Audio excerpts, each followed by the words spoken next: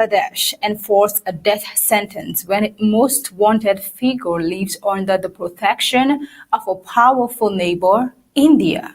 As protesters in Dhaka demand Sheikh Hasina's hanging, India is signaling no intention to extradite her, setting the stage for one of the most consequential diplomatic tests in the region this year. We dare bow to the pressure.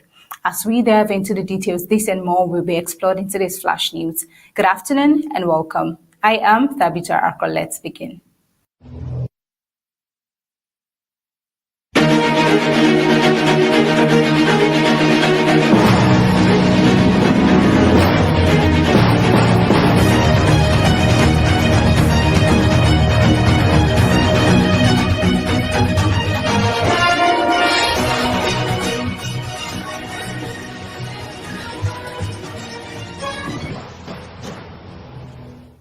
In a new development, President Donald Trump will host Saudi Arabia's Crown Prince Mohammed bin Salman on Tuesday in a visit expected to accelerate negotiations on the sale of F-35 fighter jets and seal a series of high-value U.S.-Saudi business agreements. Let's take a look. They want to buy. We've been a great ally. They've got to like us very much. Look at the Iran situation, what we did in terms of obliterating, we obliterated their nuclear capability. Yeah, I will say that we will be doing that. We'll be selling F-35s. Yeah. This visit marks Mohammed bin Salman's first trip to the United States since the 2018 killing of Saudi journalist Jamal Khashoggi by Saudi agents in Istanbul, an incident that severely strained bilateral relations.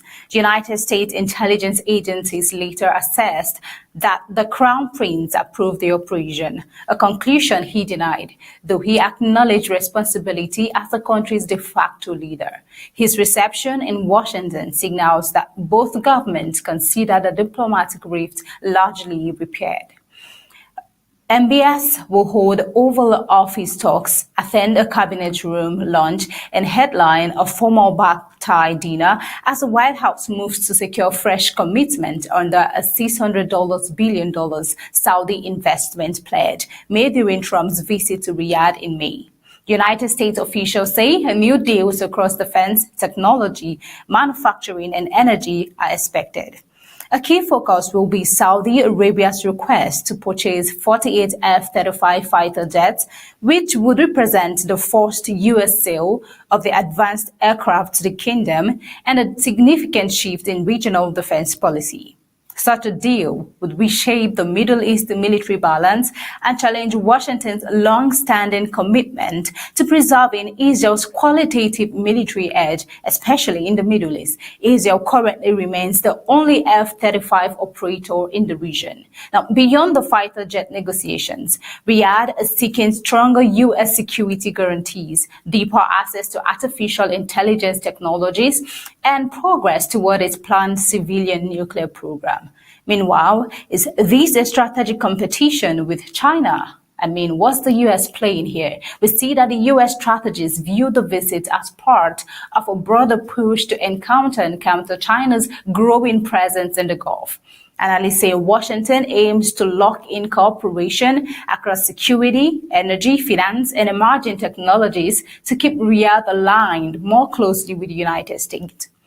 The White House is also expected to press Saudi Arabia to join the Abraham Accords and normalize relations with Israel.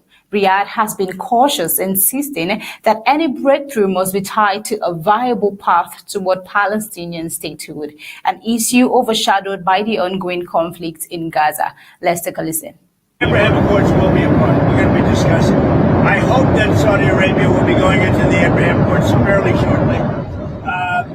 We've had tremendous interest in the Abraham Accords since we put Iran out of business. President Trump right here eyeing the Abraham Accords. President Trump brokered normalization agreements between Israel and Bahrain, the United Arab Emirates, Morocco, and Sudan during his first term. Kazakhstan recently signaled interest in joining, but Saudi Arabia, their participation remains the pivotal prize for Washington's broader Middle East strategy to ensure that he gets to sign the Abraham Accord. Now, even if normalization advances slowly, analysts say both sides are likely to move ahead with a new U.S.-Saudi security framework and expanded defense cooperation supported by Riyadh's substantial investment commitment. Now, looking at that and moving over to the current updates and developments in Gaza and the peace deal, the United Nations Security Council has adopted a U.S.-drafted resolution endorsing President Donald Trump's plan to end the Gaza war and authorizing the deployment of an international stabilization force to the Enclave. Israel and Hamas last month accepted the first phase of the 20-point plan centered on a ceasefire and hostage release deal. But Monday's UN vote is seen as very critical to legitimizing a transitional governing authority and assuring states weighing participation in the force. The resolution authorizes the creation of a transitional board of peace designed to steer reconstruction and economic recovery in Gaza. It also empowers an international force responsible for demilitarizing the territory, including disarming militants and dismantling combat infrastructure.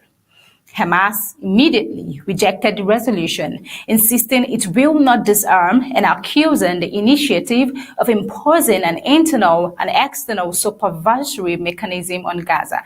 That stance sets up a potential confrontation with the authorized stabilization force. Meanwhile, Washington's UN envoy, Mike Waltz, said the annexed 20-point plan outlines a pathway aimed at replacing armed conflict with political dialogue and rebuilding Gaza under conditions of long-term security. Let's take a look. Today's resolution represents another significant step towards a stable Gaza that will be able to prosper and an environment that will allow Israel to live in security. The Board of Peace, which will be led by President Trump, remains the cornerstone of our effort. The board will coordinate the delivery of humanitarian assistance, facilitate Gaza's development, and support a technocratic committee of Palestinians responsible for day-to-day operations of Gaza's civil service and administration, while the Palestinian Authority fully implements its reform program. Meanwhile, Russia and China abstained. Moscow warned that the text hands wide authority to the U.S.-designed Board of Peace and Stabilization Force without offering clarity on their modalities or on the UN's future role. Both states declined to block the measure, allowing it to pass. Now, the Palestinian Authority welcomed the resolution and signaled the readiness to take part in its implementation. An endorsement, diplomats say, was crucial to avoiding a Russian veto.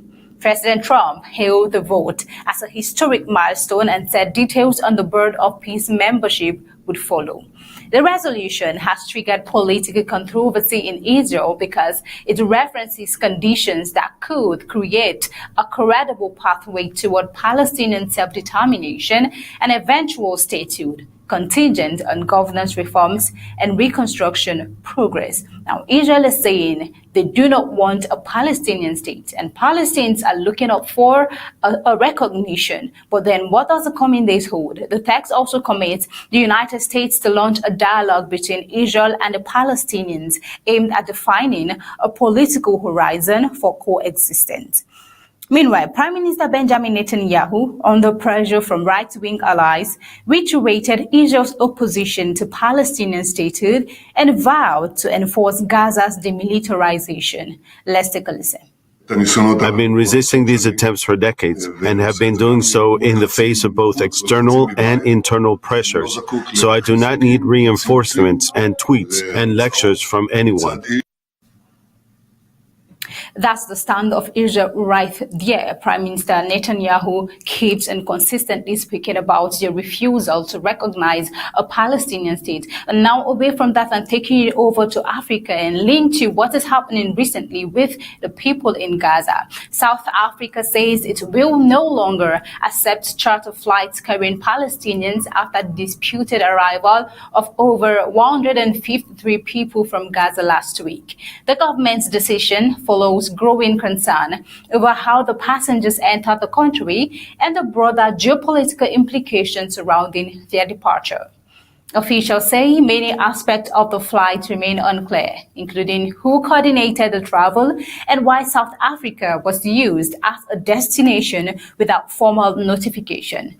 The charter landed at OR Tambo International Airport on Thursday, where authorities initially refused passengers entry due to missing departure stamps. Although Palestinians may enter South Africa visa-free for 90 days. Immigration officials kept the group on board for more than 10 hours before local humanitarian organizations intervened. That will see that a total of 130 passengers were eventually admitted after 23 continued to other destinations. The incident triggered scrutiny from the Department of International Relations and Cooperation, which suggested the flight could be part of wider attempt to relocate Palestinians out of Gaza and the West Bank. Is these claims genuine? Officials said similar charter movements had been detected in other countries and investigations are on the way. Let's take a look. ההתנגדות שלנו למדינה פלסטינית בשטח כלשהו מערב לירדן, ההתנגדות הזאת קיימת ושרירה, היא לא השתנתה כהוא זה. אני עודף את הניסיונות הללו כבר עשרות שנים, ועושה את זה גם מול לחצים מן החוץ ולחצים מבית, אז אני לא זקוק לחיזוקים וציוצים והרצאות מצד איש. הנושא של אי פירוז לכאורה של החלק של עזה שנמצא בידי החמאס. לא יהיה דבר כזה. גם בתוכנית 20 הנקודות או בכל דבר אחר, השטח הזה יפורז. והחמאס יתפרק מנשקו. או שזה יקרה בדרך הקלה, או שזה יקרה בדרך הקשה. כך אמרתי אני, וכך אמר גם הנשיא טראמפ. הדבר השני הוא גם נעשה על ידי מיעוט שנכנס ליהודה ושומרון, לא מייצג את ציבור המתיישבים הגדול, שומרי החוק ונאמני המדינה, וגם נגדם ההתפרעויות הללו, גם נגד חיילי צה"ל, גם נגד פלסטינים, גם נגד חיילי צה"ל, אנחנו נפעל נגד זה בכל הכוח, משום שאנחנו מדינת חוק. מדינת חוק פועלת לפי חוק. Meanwhile, the Palestinian embassy in Pretoria expressed concerns that an unregistered group had facilitated the journey from Israel's Ramon airport through Nairobi without coordination. It said families were misled and funds collected under questionable circumstances, prompting the Palestinian Foreign Ministry to begin working with South African authorities to resolve the fallout. Let's take a listen. A lot of Palestinians have cited the current situation and what they went through. Let's take a listen. من الخروج من غزة خرجنا بدون أي مقتنيات شخصية فقط ما كنا يعني كل شيء أشياء اللي كنا لابسينها. People didn't know where they were going to. Some of them thought they were going to Indonesia. Some thought they were going to Malaysia. Others were not sure. Nobody knew they were coming to South Africa until they landed here. Why was the people not given any food on the plane? That's what the refugees told us. Thirdly, why did they wait 13 hours on the tarmac and not keep an air conditioner on and only keep one door open, and people were caught in a terrible condition?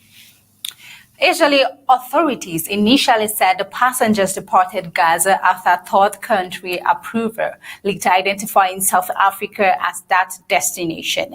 The South African government, however, has not confirmed this authorization and has remained skeptical of the process. The episode comes against the backdrop of South Africa's long-standing support for the Palestinian cause and its sharp criticism over Israel's military campaign in Gaza. Since the war began, large pro-Palestinian marches have taken place across South Africa, where smaller pro-Israel gatherings have also been held. Pretoria's stance has been consistent, including a 2023 genocide case against Israel at the International Court of Justice, allegations Israel rejects. Humanitarian organizations Gift of the Givers confirmed that another plane carrying 176 Palestinians landed 2 weeks earlier, with some passengers transiting to other countries, with new concerns rising over coordination, intent, and transparency. South Africa has moved to halt any further charter arrivals until its investigation is complete. Now, that is what is happening right there in South Africa. Taking you over to this recent development, a tension is rising in Bangladesh. Tensions between India and Bangladesh have intensified after Bangladesh formally demanded the extradition of former Prime Minister Sheikh Hasina, who was sentenced to death on charges of crimes against humanity. Hasina has lived in exile in New Delhi since fleeing mass protests in August 2024. The International Crimes Tribunal in Dhaka convicted the 70-year-old leader after a month-long trial that held her responsible for a deadly crackdown on last year's anti-government uprising, which left nearly 1,400 people dead. That's according to the United Nations estimate. Bangladesh Ministry of Foreign Affairs says India is obligated under a bilateral extradition treaty to return Hasina to face the sentence. Let's take a look. To inflict her with only one sentence, that is sentence of death.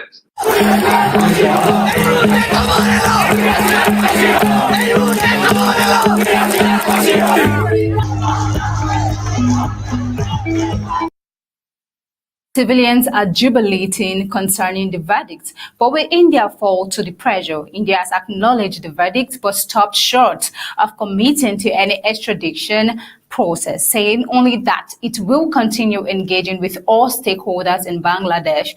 Officials and analysts in New Delhi note that the threat includes an exception for offenses deemed political in nature, a clause India is likely to invoke.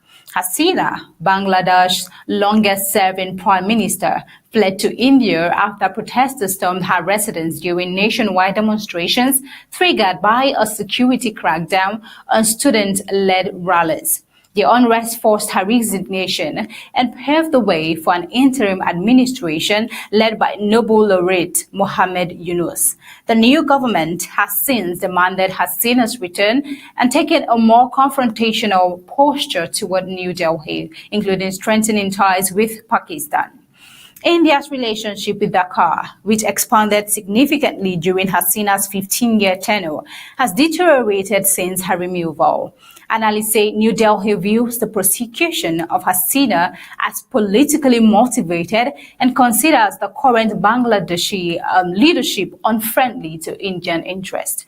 So despite the political rift, trade between the two neighbors has continued to grow, and India remains Bangladesh's second largest trading partner. However, diplomatic engagement has slowed, and officials on both sides acknowledge that tensions will likely persist until Bangladesh elections scheduled for February.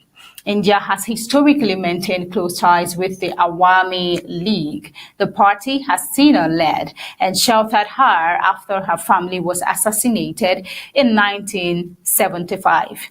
Her continued stay in India is expected to remain a central irritant in the bilateral relationship, with New Delhi unlikely to risk handing over a long-time ally to face capital punishment. Now, no timeline has been announced for Bangladesh's next steps in seeking her extradition. Now, as the story unfolds, we'll definitely bring you up to speed with the details. This is the current happening right here in Bangladesh, but then proving so much tensions in this part of the world. Until next time, this is where we'll draw the curtain onto this flash news. Stay tuned for untold stories on Undaunted at the top of the hour, 8 p.m. Until then, you'll have a pleasant day and stay safe.